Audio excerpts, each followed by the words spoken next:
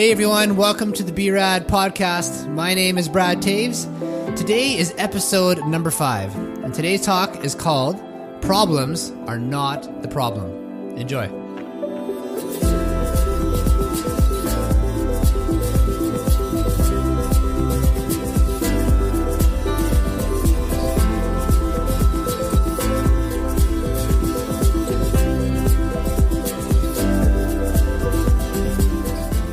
So do you have a problem today? Is there something that's weighing you down? Something that's heavy in your mind and you're dragging along? Almost like feels like there's handcuffs attached to you and you got some weights to you. Well, I don't know about you, but I know that every day that I've been alive, I'm pretty sure if someone were to say, hey Brad, do you have a problem that you're struggling with? I probably would have something to say in regards to that. There is no shortage of problems in the world, in our individual lives, collectively. And today I want to give my best effort here to look at the problem behind the problem. And the fact that if we think that there is a problem, the way that we deal with it, that itself is more of a problem than the problem itself. The first place I want to start off with here is by giving some shout out and love to Bernard Beckwith. There was a video that I saw of his about a year ago, and it's been amazing, and I think it's going to help, at least for me, to describe this to you. So here's the line of thinking. Behind every problem, this is Michael and I talking, behind every problem, there's a question, or questions that are trying to ask itself. And behind every question, there are answers that are trying to be revealed. And behind all the answers, there's an action that's trying to be taken. And behind every action, there's a way of life that is trying to be born, a way of being in the world. So that's the flow, okay? So you start off with a problem, it leads to a question to an answer to an action, and then an action to a way of life, to a way of being. That is a very helpful way to look at it, because sometimes we think of, here's the problem, I'm stuck in this is frustrating, I want this to change, and we automatically jump to, there's got to be an answer and a solution. Maybe it's somewhere out there, someone I can find someone, or if I can Google it, I'll find out the answer and then I'll be able to solve the problem at hand. But according to this flow, this has some multiple steps to take. And if you skip the steps, then you will miss a more permanent solution, perhaps, something that will actually land, it'll stick, it will have some credibility to it. So this opportunity that we have to look at a problem and walk through these steps of what are the questions that are coming up here? What are the answers that are available? And what action can I take that will change the way that I'm living and acting in the world?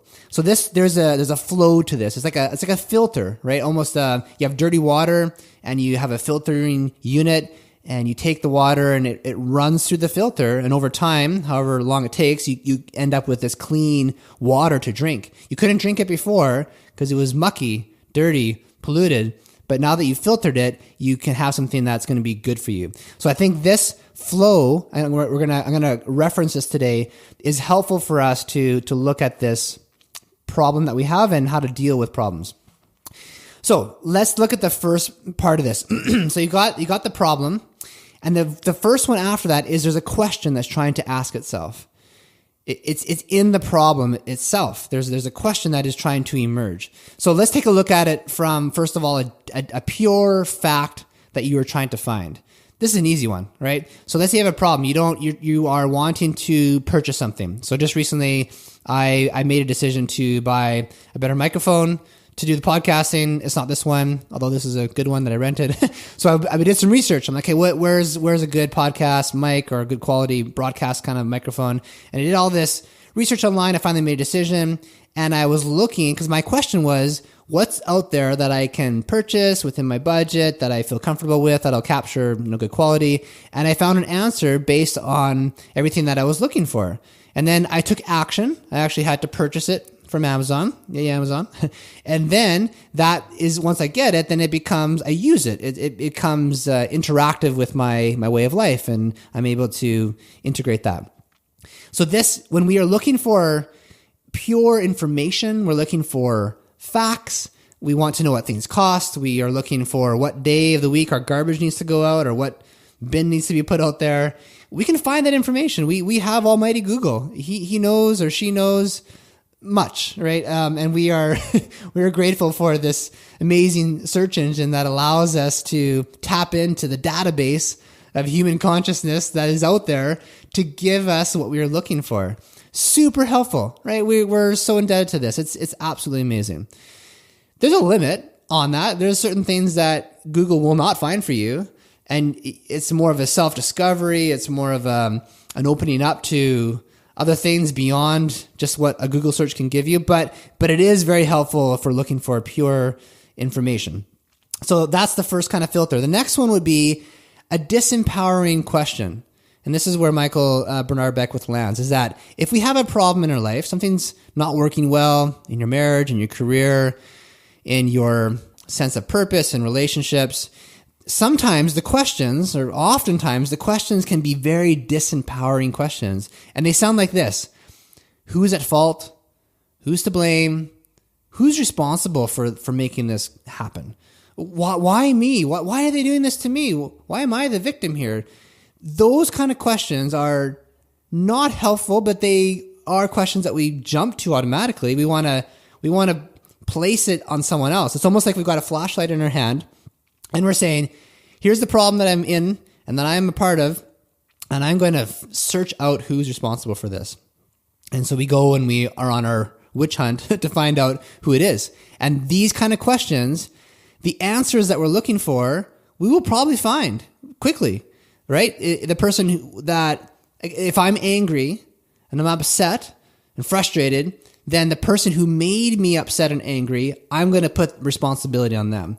Because if it wasn't for them and their comments and their digs, they were digging me relationally, and they were pushing my buttons, and they were triggering me, kind of heard that come up in relationship language, then they are responsible for me being the way that I am. So they are the answer. So then the action is to what? Disconnect from them, come back at them with aggression and with sarcasm. If they're going to treat me like this, then I'm going to treat them like that. And that's how we respond. And then the way of life can become cyclical and destructive, because we started off with a problem, and the question put the blame on them. And so our action is kind of like responsive and reactionary. And we just do this dance where they're the guilty ones, we're the victims. And the only way that I can sort of stay in this context is to cope, I guess, and to figure out how to not get entangled into it. Those kind of disempowering questions, they run through the same filter, right? The problem, the question, the answer, the action, and the way of life. But even if you were to answer all those questions, and even if they were fairly good answers, do they change your sense of self in a better way? Do they change your behavior, your perception? Is it a positive direction for you? Chances are it's not. I know for me personally, it's not. When I start to ask those questions of myself, and I did this recently with my wife, I came to a conclusion like, oh, I feel this way because she is deciding to do this, and I don't like what she's doing. And because I feel this way, I'm going to blame her, and then that's going to maybe make me do certain things that are not good for me, or that are attacking her in an aggressive kind of way, verbally. Right? So that would be the movement that we kind of go through. So we're very accustomed to this. So here's a third way that I want to offer you. Same filter, same grid here, but now we're asking empowering questions. And these kind of questions are not what we are asking of other people, but it's more about what is life asking me. What is it that is coming up inside of me that I am able to respond to? It's not so much me pointing the finger and trying to place the blame on someone. And it's not even that I'm trying to put the blame on myself per se, but I'm allowing the flashlight almost to be shone on me, right? So for example, let's say the same situation, my wife does something, her name is Donna, she's awesome, I love her. And something happens and I get angry because of what she did. I could go to this disempowering thing, well, why are you doing this to me? And don't you know that I'm hurt? And how dare you say that to me? That was so damaging, and I'm so angry at you. What if the question that I ask myself is, okay, Brad, why are you feeling this way? What's going on inside of you? And if I've been here before, which chances are I have been, we kind of go in these circles in life. If this is coming up again, what maybe is life trying to teach me? What is God? What is the universe? What is this eternal presence of love that is surrounding me, that is cheering me on? If you believe that you live in that kind of universe, which I do, if you live there, then here I am again in this problem. What are you trying to show me? What is it that I cannot see right now, that I'm not hearing, or I have heard before, but I chose to dismiss it? Help me to understand that. Help me to understand what is going on. Instead of saying, you're at fault, look what you've done to me, but what is going on within me? What idea is trying to emerge within me that I've suppressed? The idea that I need to not take things so seriously, that I need to laugh. Maybe that's the idea that's percolating. Or maybe I need to give grace. Maybe I need to give the thing that I'm asking for. So if I'm saying, Donna, I want you to be more gracious with me, and if I find like I'm not getting it, then maybe what I need to do is actually give it, as opposed to asking for it. If I'm listening to God and listening to His guidance and wisdom and counsel over me, then I would need to maybe give the thing that I'm asking for.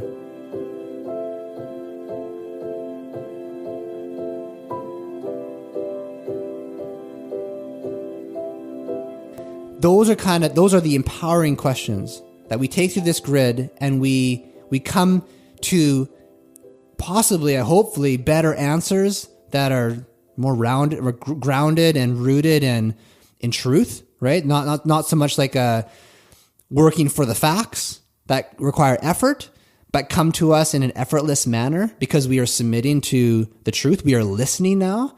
And here's the other thing: if we ask empowering questions, they actually are not in our control anymore. If I ask disempowering questions, such as who's at fault, who's to blame, all this kind of stuff, I will get to decide who's at fault, right? It's like I get to be the judge and just declare the verdict on the answer to that question. But if I ask the question, what is trying to emerge inside of me? What is it that is trying to be expressed through me, that I need to look at it, that I need to see things in a different way? I don't necessarily have the answer to that. And if I come to an answer, it comes through listening, which, as Bernard Beckwith says, that there's like a lost art of listening. We don't know how to listen. And maybe we don't even know how to ask the right questions or let the questions be asked of us. So I want to segue quickly now into this amazing book by Viktor Frankl, Man's Search for Meaning. Classic book. I read this a couple of years ago. Pulled it off my shelf as I was preparing for this. And he says this, it's unbelievable. He says, ultimately, man or woman, child, boy, whatever, should not ask what the meaning of his life is, but rather he must recognize that it is he who is asked. In a word, each man is questioned by life, and he can only answer to life by answering for his own life. To life, he can only respond by being responsible. Therefore, responsibleness is the very essence of human existence. This idea that we are completely responsible for what goes on within us. Whatever is happening outside of us, in the external world, whatever has been said to us, whatever injustices that have happened, we are completely responsible for the response that we have towards that. Great definition I heard of the word responsibility, if you take the word apart, is the ability to respond, right? Response, ability, just flip it around, the ability to respond. So I would encourage you, anytime that you think of that word, just think, if I'm acted or if I am encouraged and invited to be responsible in this, what is my ability to respond to this emotion, to this thought, to this activity, this dance that I find myself in again, in this relationship, in this thought pattern, in this behavior? How am I responding to that? What is my ability like in that situation? And just to give you a little context, this book, if you don't know, was written after World War II, and he was one of the prisoners in the Auschwitz concentration camp. And his observation was some people were able to survive that and were able to live meaningful, productive lives afterwards, and other people did not. Either they died injustly without justice, right, and against their will, or they were just, the life was sucked out of them. But what he discovered, and this is a great insight, and I've heard other people reference this, he said, everything can be taken from a man but one thing. So, and again, keep in mind that his perspective here is that everything was taken away from people. If you were in this concentration camp, which whenever I think about this idea of like responsibility and choices that we make, I always think, well, yeah, but what if you were in the concentration camps in World War II, or if you were in prison, and what if everything was taken away from you? What then? What kind of control or freedom would you have? Well, Viktor Frankl sums this up very nicely. He says, everything can be taken from a man but one thing, the last of the human freedoms, to choose one's attitude in any given set of circumstances, to choose one's own way.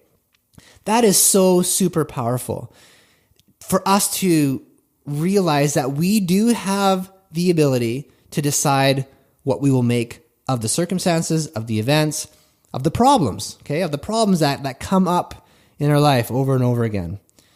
So here's where I'm going to land this plane today. Is I started off with saying that the problems are not the problem. Well, okay, that sounds great maybe, but what does that actually mean?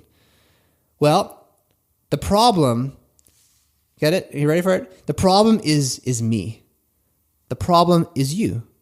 The problem is us. We are the problem. When we continue to act as if the problem is out there, it's the other country, it's the other partner, it's the other child, it is the other employee across town, it's the other competitor. If we live in that state of mind, we will always be pushing ourselves away from the solution. Because as soon as we separate ourselves from the problem, inevitably we separate ourselves from the solution as well. We separate ourselves from the possibility that we can change how we perceive this and our actual way of being in the world. So that is good news. We are the problem. That is not negative news. That is helpful news. Because then now what that also tells us is that we are the solution, right? The solution is wrapped up in the problem. We are both the problem and the solution. It sounds paradoxical, right? It sounds like, how can that be? But I believe that it is. Because if we can take responsibility for what is ours to own, and I'm not advocating that we need to take responsibility for someone else's problems, right? That's on them, right? But as far as it's up within me, what am I responsible for? Again, the ability to respond to what is happening in my world. And if I can own that, then I can also be a participant in the solution. Going back to the flow chart again here. So you have to start with the problem. If you ask empowering questions that ask what is trying to come up in my life to be understood in a clearer way with more clarity and understand things at a deeper level, then I can use my listening intuitive sense to come up with the answer that will move me into action, that will change my way of being. And again, that all revolves around me taking personal responsibility for that process. There's a beautiful quote by Albert Einstein. He said, "We cannot solve our problems with the same thinking we used when we created them," which is so beautiful, right? If the thinking got us into the problem, then we have to use a different set of thinking to change the problem. But then I want to add to it that the same mind that was responsible for the problem will also be responsible for the solution. Your mind, your heart, your brain, your soul, everything that is you, if you are part of the problem, you are also part of the solution. So we take this idea from Einstein and that the thinking needs to change. Yes, the thinking needs to change, but the mind is the same. The heart is the same.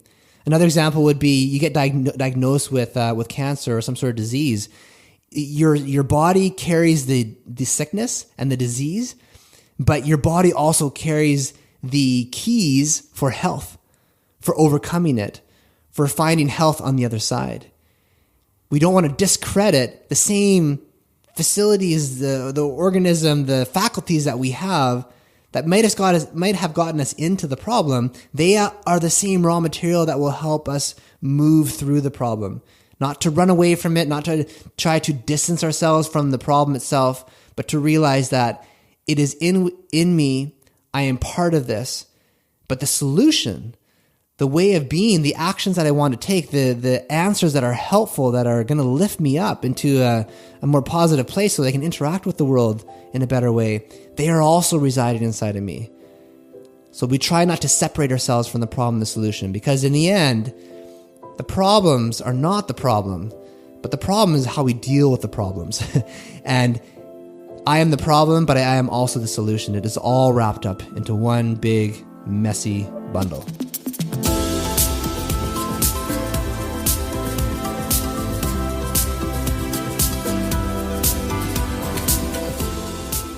Thanks so much for your time and checking this out. Hope that this was valuable for you.